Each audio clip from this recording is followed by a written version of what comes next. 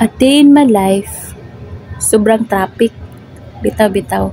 Naalang ko i-share about ni sa katrabaho na himo-himog istorya ngadto kang Tisay nga naa kuno ko'y gusto. So kinisit si Tisay niduol na ako kay gikuha niya ang remote sa aircon. Dayon nagkantsawan sila. Uy, uy, happy siya kay gituol. Sige ra ko katawa. Kinapot si Tisay, sige pug katawa. Kalit bitaw ingon nga tinuod na kay gusto na ako no ko'y gusto niya. Nakatawa jud ko og niingon ko, Diyos ko Lord. Mao ni ang dahilan.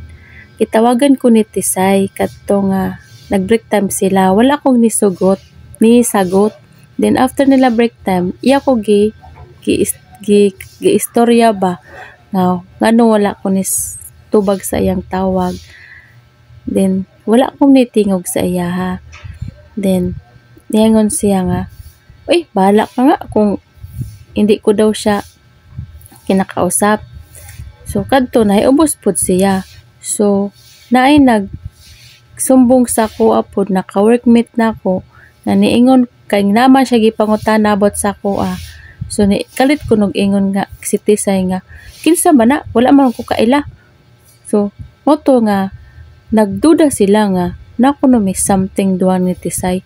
So karon mao ni ang hinungdan nga no kay kami magud ni Tisay magkasinabot magud mi nahitungod sa overtime kay inig Sunday o Tuesday dili ko pwede mag-OT kay di off na ko Monday.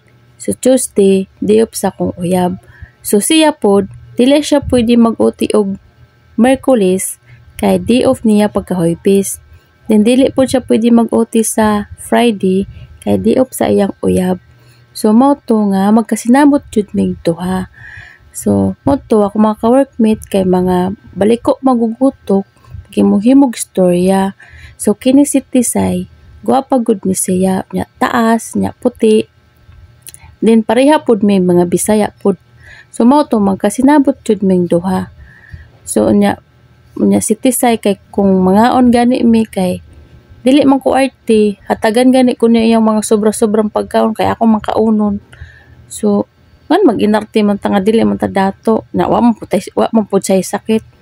So mao gud to nga kamaw ra jud ko makisama sa mga ka-workmate. Dili ka pares uban nga Diyos ko, ayaw na lang